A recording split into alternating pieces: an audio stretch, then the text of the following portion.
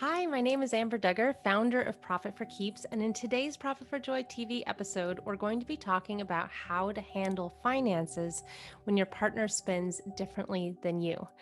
This is going to be a good one. How many of us are in relationships where we have different spending? Almost all of us. So, if you are in a relationship and you're looking to really improve your cash flow, your relationship with money, this episode is for you. All right, so let's get right into this. When it comes to relationships in general, communication is key. So, when it comes to finances, this is no different.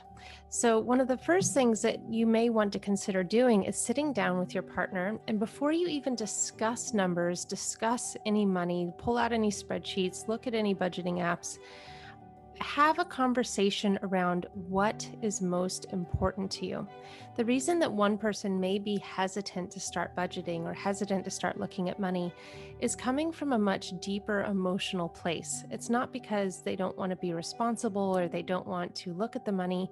It has a lot more to do with feeling restricted, perhaps, or feeling like, oh my gosh, if I do this, everything that I used to be able to do, I'm not going to be able to do anymore. And when we can have a conversation around, well, what is it that we want our money in our family to be doing for us? Remember, money is a conduit of our intentions. So, whatever we're spending our money on, that's what we are intending for right now. And it can be really easy to have things in front of mind as, oh, well, that's important, this is important. But when you can sit down with your partner, just like with anything else related to your family, and to really think about, okay, what are our goals? What is it that you really desire in the next 1 to 5 years? What is something that you currently are really desiring to do, but you feel like we can't due to money? Having these conversations can really you can understand, oh my gosh, okay, these are the things that really matter to you, and these are the things that really matter to me. How can we make this work?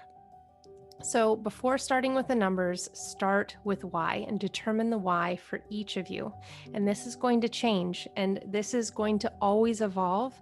But having that initial conversation is key to being able to start to open the door to just thinking about this concept. I call it profit for joy because that's the entire reason we're bringing money into our business, into our lives. We left corporate to pursue freedom, or maybe you never went to corporate and you went right into an entrepreneurial endeavor. Regardless, it's because you desire some type of freedom, time freedom, location freedom, just being able to call your own shots and be able to have a family life the way you desire. If you're still in corporate and you're wanting to take that leap, just think about the fact that it's freedom that you're desiring. And because of that, that's why you're looking at all of this, right? So just bringing it back for a moment, the reason we're even talking about any of this is because we want to be able to have a system with our partner that flows, that allows us to have that freedom, that allows us to not feel super stressed when we're looking at money. So determine the why for each of you and recognize that it will most likely change, and that's okay. Okay, so another thing to consider is a joint bank account for your joint and shared expenses and goals. So if you both have individual bank accounts right now and you're not ready to jump right into YNAB or into a shared budgeting system, you can consider getting a shared checking account and determining what you want to pay out of that particular account. So you can make a list of the shared expenses that you have, and don't forget those true expenses. And if you don't know what I'm talking about, make sure to check out the link below for the true expenses video. It goes into detail what that is, and it is such a game changer when you start thinking about these true expenses.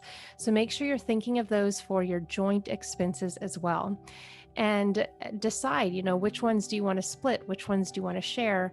And then determine how much of each one of your paychecks or revenue is going to go into that joint account to cover those shared expenses and goals. You also want to ask yourself, what are your big picture financial goals? If you're considering Profit for Keeps, we talk about how you really want to be getting 2 full months of personal living expenses saved before doing any sort of debt pay down. If you don't have any debt, you want to have up to 6 months of these saved expenses, but then having these really nice, beautiful Profit for Joy milestones.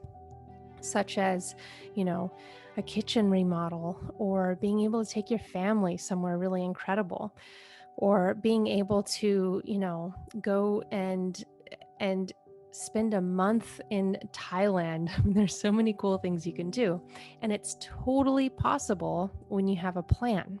So you want to map out your big picture financial goals. Another really great conversation starter, and perhaps maybe get a glass of wine while you do this, is asking each other, what was your first memory of money? When you talk about this as a couple, you can see perhaps some similarities and maybe also some drastic differences in your first memory with money. But that first memory of money, it can be very clear and an indication of how we have our current relationship with money.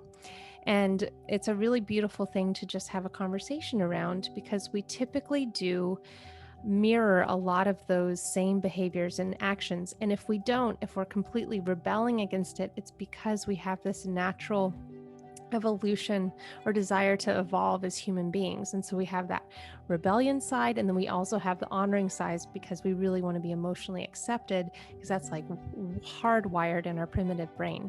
So it can create some internal conflict, and then of course it can create external conflict between you and your partner. So having those conversations and learning more can give you both more insight on your partner's relationship with money, and also can give you some more empathy in terms of relating with your partner in that way.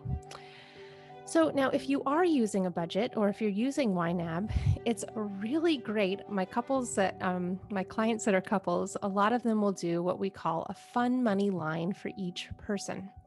So this is such an important thing, because money is a conduit of our intentions. It's a reflection of what we prioritize most. It's going to be different from person to person, right? Like, I love knitting. As if you've been watching my videos, I talk about it all the time. I love knitting. My husband absolutely would not want to spend $100 on some yarn for a sweater, but that is a huge thing for me. So if I find the perfect yarn and it's beautifully dyed, and it's $120 for the yarn, I want to be able to do that. Now, my husband, he's really into kettlebells. Like, literally, our Wi-Fi name is Yarn and Bells. So you can just see right there that, he wants to always have like the best kettlebells, and he is usually upgrading his kettlebells. We're getting quite a collection. And just funny note, he had this dream the other day that all of his kettlebells were in his car, and because they were so heavy and he turned the car, it flipped over on its side. So that just shows you how many kettlebells he has. But that's a really big, important thing for him. So having a fun money line for him is so important, because that allows him to be able to invest in those kettlebells without me feeling like, oh my gosh, why would you spend that money on that? That's not important to me. Well, just like he doesn't feel the yarn is important to him, we understand that there are things that we definitely agree that are important for one or another's happiness, but it's not necessarily our particular desire. So by having those two separate lines, it can completely take away any sort of conflict when it comes to purchasing something that may not be on your top priority list. So that's a really great thing to do. Another thing is to consider your budgeting style. So some of my clients, one client or one couple, part of the couple, really loves the structure and the system behind the YNAB process, whereas the other person feels like it's super tedious and like, I don't want to do that. That's okay. You can totally do it this way. You just want to make sure to have communication. So whether it's, okay, we're going to put a certain amount of money into this separate account that's not connected to YNAB, and that's the money you're using for these particular things. Or perhaps it's just hand me the receipts at the end of the day so that I can input them into the app when I'm done. Just please check the app first to see if there's money there before you spend the money. There's different ways you can handle it, but it is definitely a good thing to recognize what is your wheelhouse versus what your partner's is, and not expect your partner to really become good or excited about something you're excited about, and vice versa.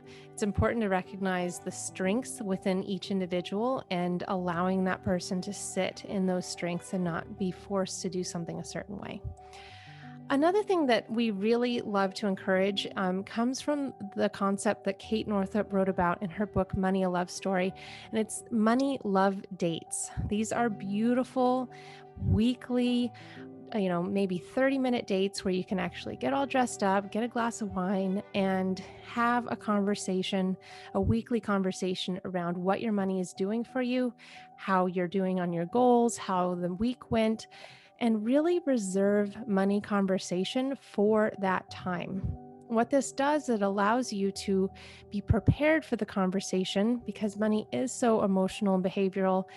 It's really nice to not be blindsided by a money conversation. So having that designated sacred space where at the very beginning, you allow yourself to really say, okay, we're now going to step into this space where we're going to talk about money.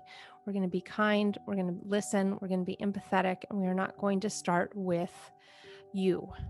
Always start conversations in this money love date with me, like with I see, I am, I feel, versus you, like you're doing this or you're doing that. It's very much taking ownership for your own feelings, your own actions, and not expecting, not judging or attacking the other person.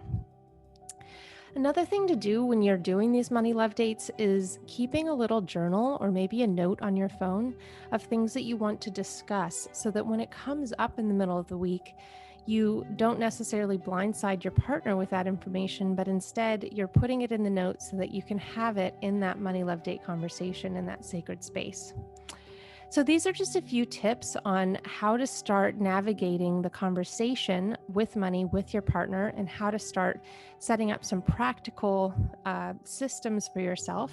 I'd love to hear what's worked for you. If you could comment below and let us know, that would be incredible. If you like this video, please do hit that thumbs up, subscribe if you haven't already, and share the video if you find that someone will really be helped or guided by this video. We so appreciate it. It's so helpful for you to be doing that. And I just so appreciate all the likes of the videos you guys do. It really warms my heart. And the comments you send me we read each and every one.